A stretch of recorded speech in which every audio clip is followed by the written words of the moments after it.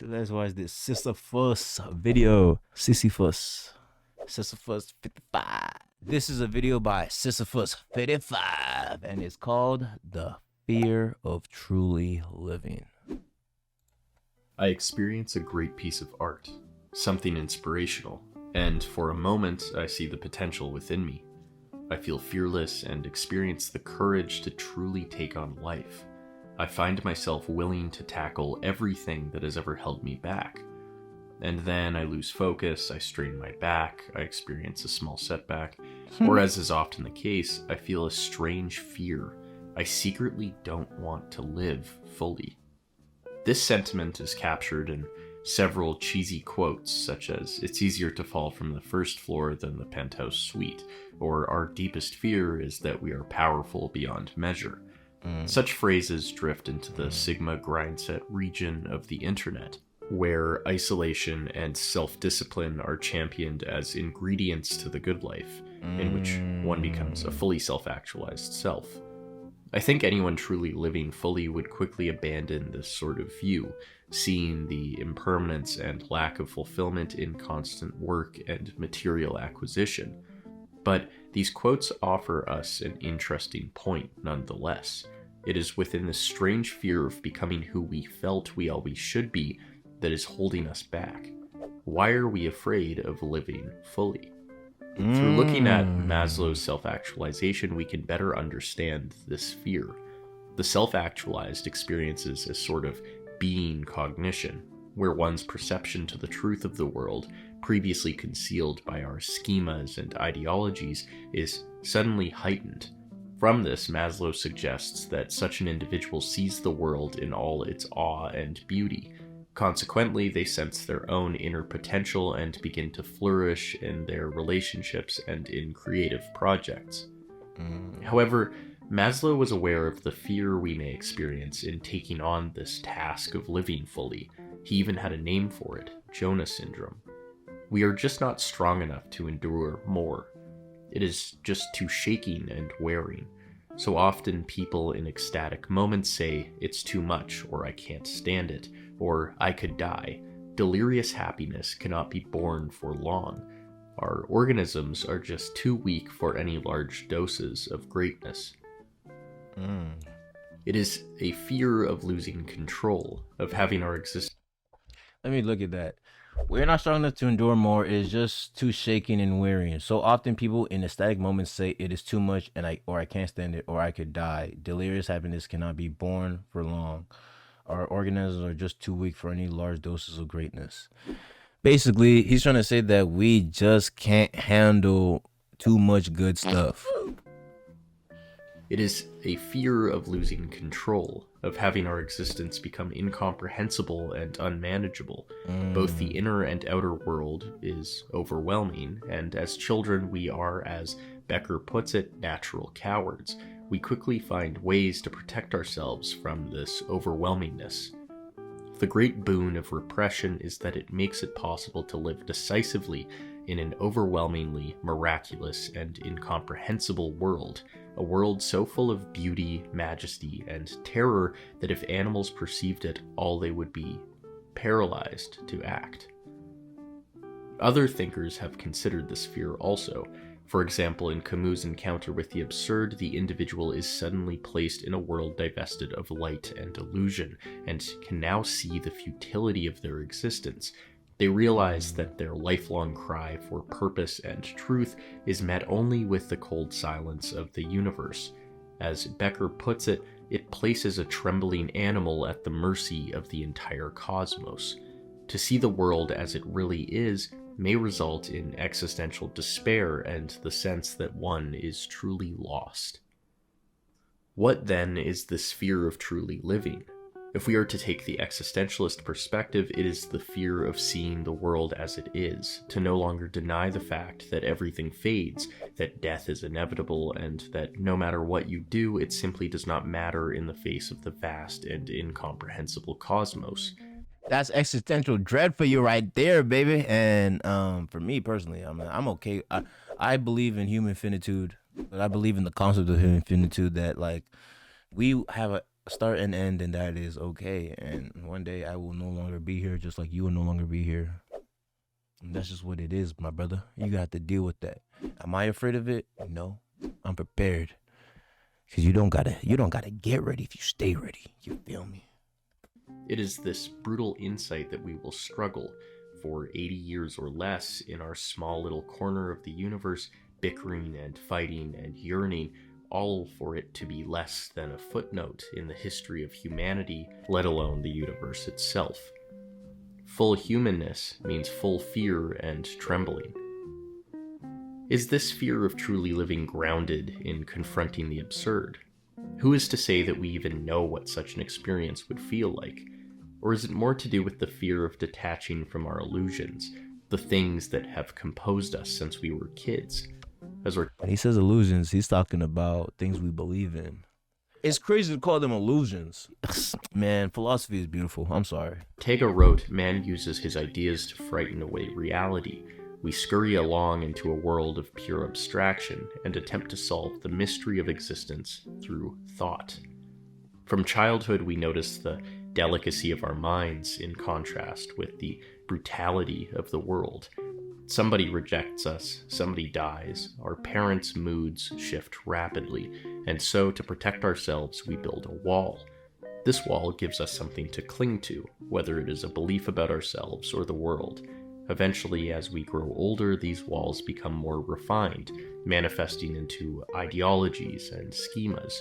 Our mind, increasingly isolated from the brutality of the world, finds itself imprisoned by that which initially served as its guardian. We become aggressive towards anything that threatens that we cling on to, and it is our deepest fear, that is, to return to this vulnerability.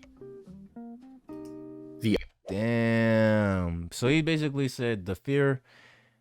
This is how I'm trying to break that down. If you couldn't get it, I'm gonna try to break it down for you to get it. If I'm wrong, I'm sorry. I'm stupid. So forgive me. But like he's trying to say that like within that, it seems like the fear of truly living is the fear of giving up all the things that we have made to all the things that we have believed in to make the world more easy to understand. Is giving all that up and just understanding that no matter what you do, it doesn't matter. But like, I mean, I guess it's the fear of losing yourself, because if you give up your ideologies and you give up all of those just to accept the world for what it is, then you are no longer an individual. So I feel like the fear of truly living is when you get like an ego death, you know? And if you don't know what an ego death is, it's like when you no longer feel isolated. Like if I watched a video from Gerber where the guy said he felt like alone, and a lot of people say they just feel like alone in this world, right? And that's where you still feel like an individual. People that have ego deaths do not feel alone. They feel connected to everything and everyone around them in a certain way, you know. Yeah, it's not like, oh my God, this random dude is my brother now. Like no, like, but I would treat you as how I would treat myself, realizing that you and I are not so different. That's more of like what an ego death gets to. And so I feel like a lot of people are afraid of having an ego death because it's scary letting go of the things you believed in, especially the things you believed in as a kid. And some of them are not they're wrong. Some of the things that we believe in aren't true. Some of the things that we believe in, our parents or teachers or the people that they taught us this to protect us from the truth because they didn't know how we could handle the truth at such a young age, you know. When your mom said like no funny shit, when your mom said your dad just went to go buy milk or something like that and you just never saw him again, she said that because she didn't want you to feel like, oh, he left us and he doesn't love us and all that. She didn't want you to go through all that. She wants you to just think that, oh, he just got lost in the way. Oh, he'll be back soon. Oh, you know what I'm saying? So you don't worry about like emotions that are so hard for a kid to comprehend, especially at that young of an age, if something did happen. So I completely understand it. I completely understand why people are afraid of truly living, if to truly live means to let go of everything that you believe in so you can actually live in the real world without anything holding you back and fully embracing anything that comes your way. Which, I mean, a lot of people honestly they don't need to truly live. And I don't feel like a lot of people even want to truly live, but it is a good and scary concept to even talk about though. Like, do you want to truly see shit for what it is? Like, instead of like, oh, the Christians over there believe in what they believe, and then the Muslims over there believe in what they believe, and then the Jewish people over there believe in what they believe. Instead of doing that, you want to just see the world for what it is for real. It's big. I mean, the world is obviously bigger than religion. It's so incomprehensible. It's bigger than all of this. You know what I'm saying? It's so much bigger than all of this. And I think it's cool. I think it's awesome. I'm not going to sit here and shit on anybody's religion because there's so many different ones. So if you are a believer in one, nah, I think that's good enough. The irony of man's condition is that the deepest need is to be free of the anxiety of death and annihilation, but it is life itself which awakens it, and so we must shrink from being fully alive. This is one of the most tragic elements of our existence. We imprison ourselves in these walls. Yes, we live securely and comfortably, we don't question our daily routines, but we also become ever more susceptible to any destabilizing force as our minds weaken within the protection of our own thoughts. Anxiety keeps us in check. It tells us that uncertainty is pain and that living fully will destroy us, and so we rarely travel beyond our own thoughts.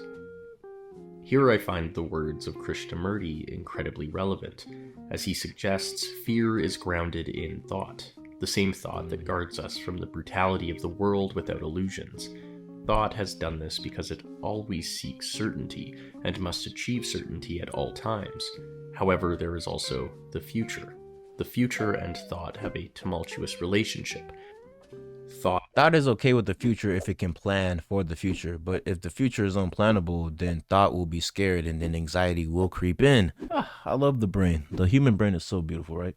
Thought wants certainty, and the future, no matter how well planned, is always unknown. Confronted by the unknown, thought draws the future into the past. The past, at least, is certain, and so one can make predictions based off of their past. They can say, this happened to me in childhood, so this will happen in the future. This can also work with pleasure. Something good happened yesterday, and so thought projects the past into the future, hoping to recreate the same conditions. In both pleasure and fear, there is a continuity, wherein thought brings the future into the past. However, there will always be fear. The past is not always a correct measuring tool for future events, and the mind knows this. And, as previously stated, living in the past heavily restricts someone. It tells them that the world already is a certain way. It tells them that they are already a certain way. We then become restricted by our thoughts, and aware of the inadequacy of finding any certainty in the future, we feel fear.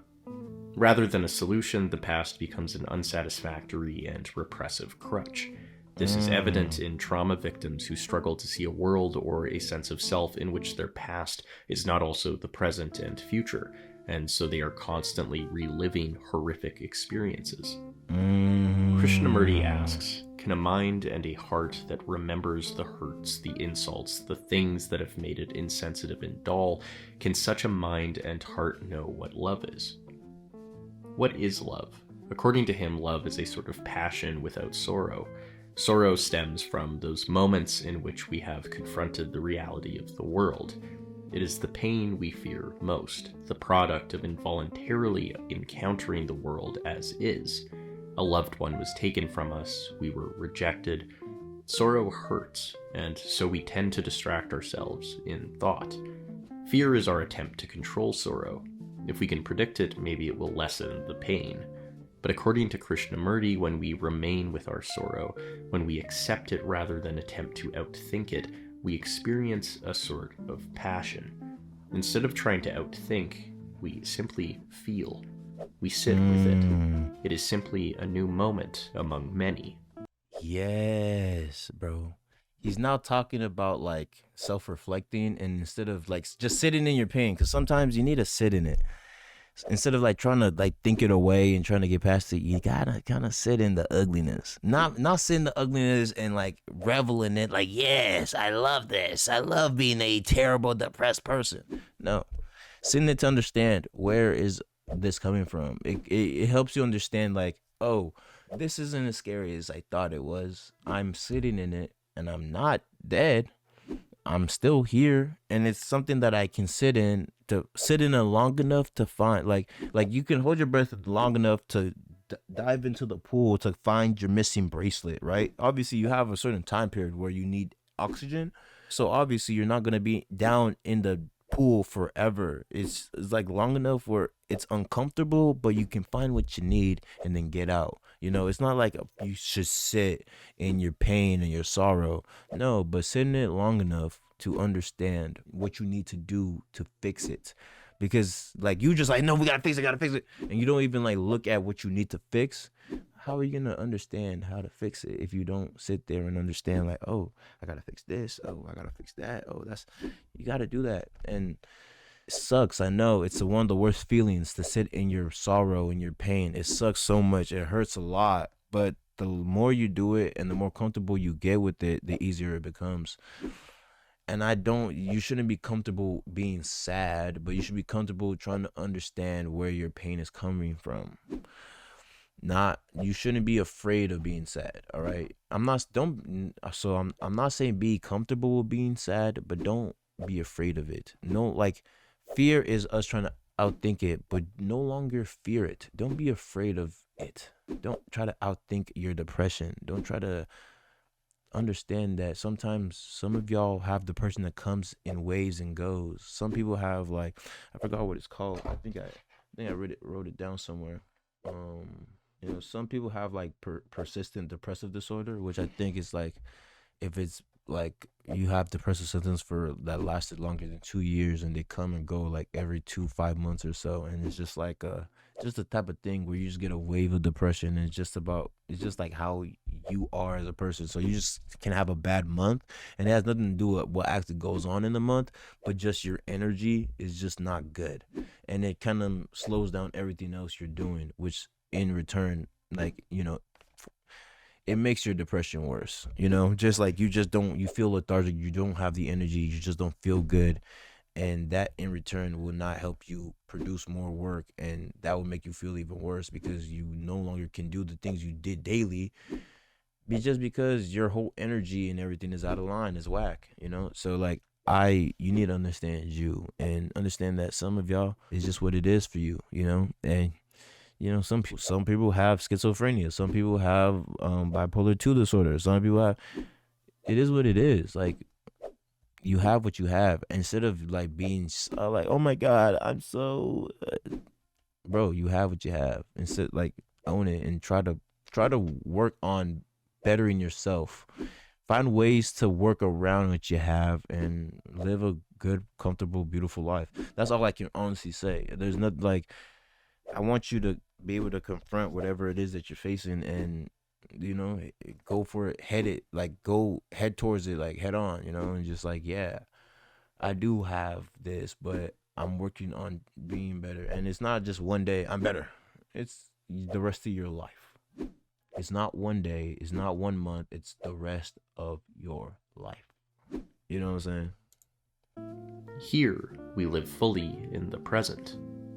This is reflected in the words of Ram Dass.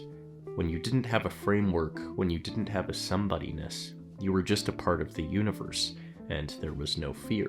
One has to have self-concept to be afraid.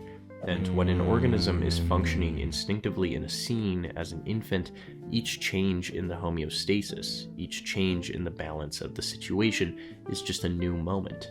It's just a new moment to which it responds.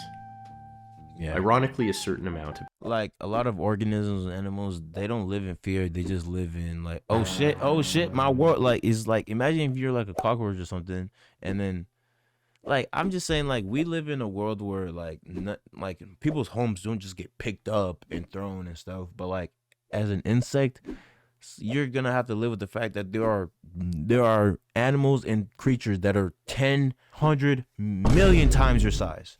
that could just uproot your home because they just wanted to play with some dirt and you just happen to be a part of that dirt group. You know what I mean? You know what I mean? Insects and animals get stepped on daily. They can't live in fear. If they lived in fear, they'd never go out. They never do. It doesn't make sense. So they don't have the concept of self-actualization to understand that, wow, I'm a fly. Wow, I'm small. If anything, they don't have that. They just understand that I need to eat and fuck. Really, all they know is that I need to eat and reproduce, baby. And so that's all they're gonna do. That's their life, you know.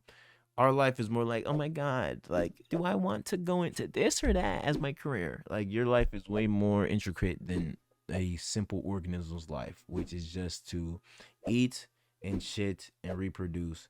Like, those roly polies don't actually know that they're doing a great job in my soil, but roly polies in my soil are helping the aeration of it and also helping decompose all like the dead leaf clutter. So I don't think they're like, oh, can I come into your garden and help you make your soil good? I don't think that's what they were thinking. I think they were built, made, created by whoever, whatever, whenever, put onto this earth, and they just do what they do. They don't think about it. They're just like, oh, this tastes good to me. I'm gonna eat, I'm gonna shit, I'm gonna reproduce, I'm gonna die, and then my kid's gonna do the same thing. That's all they're thinking. I don't think cockroaches are like, oh yeah, I want to make your house look so dirty and gross. They're just living their life. And you killing them because you don't want them in your space. But that's just kind of like what they have to do.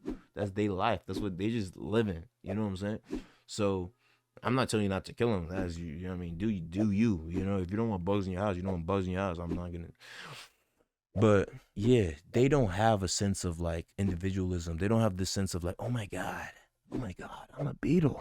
You know, you are like, oh my God, I'm a human being. I live on Earth. There's space. There's all this gravity. There's a Milky Way galaxy. There's a bunch of different cosmos. You understand concepts that and a dog doesn't give a shit about because a dog does not care about what planet it's on. A dog just cares about when's dinner. Am I gonna get a treat? And do I gotta go to bed right now? It's as simple as that. Like, you know, a dog don't care about very intricate things. We care about intricate things. That's why you're sitting here watching the video about me talking about the fear of truly living. Because we were both scared of living, man. We're both scared of living. You know it. I know it. It's fine. It's cool. It's whatever. It is what it is. What can we do about it? Initial anxiety or fear is necessary to live fully. It's a sign that we are drifting from our illusions into uncertainty. It's an act of courage. And if we remain silent so that tomorrow ceases to exist, we notice that the fear tied to the future begins to fade away. The sorrow fades away. Through detaching from our thoughts, from this constant attempt to rationalize and silence our fear, we find out what it means to die. To die is to simply live without a future, without a tomorrow. And, as Krishnamurti writes, to find out what it means to die is to live without fear. Damn! Oh my God! He ended that with a fucking banger quote. That's a fact. That's a motherfucking fact. That quote was a motherfucking fact, bro. This man's name is Miles at These Nuts. Come on, my brother. Come on, my brother. I have a homie named Max Martinez, so that's funny. That's besides the point. That was a great ending to the video. Sisyphus, like, I'm gonna be honest. One thing is his videos are super philosophical. So like, if you don't understand the language, it might be kind of hard for you to like follow. But like, a lot of the concepts are very basic to understand. And this is a type of video I feel like you should watch 2 or 3 times. You know, watch it again. Watch the actual video, not my reaction, because my reaction is not as good as the actual video. Watch the actual video, and bruh, yeah, it's something that I feel like I missed some parts, and I need to rewatch it. That's how good of a video this was, and I don't mind rewatching it. I just won't rewatch it with y'all. I would actually need to rewatch it and pay attention. But like, there's a lot of good gems that he said in that video. He talked about like 2, 3, 4 different concepts. So yeah, that was a great video by a great YouTuber. Yeah, I'm sorry if I'm glazing, but I just had to.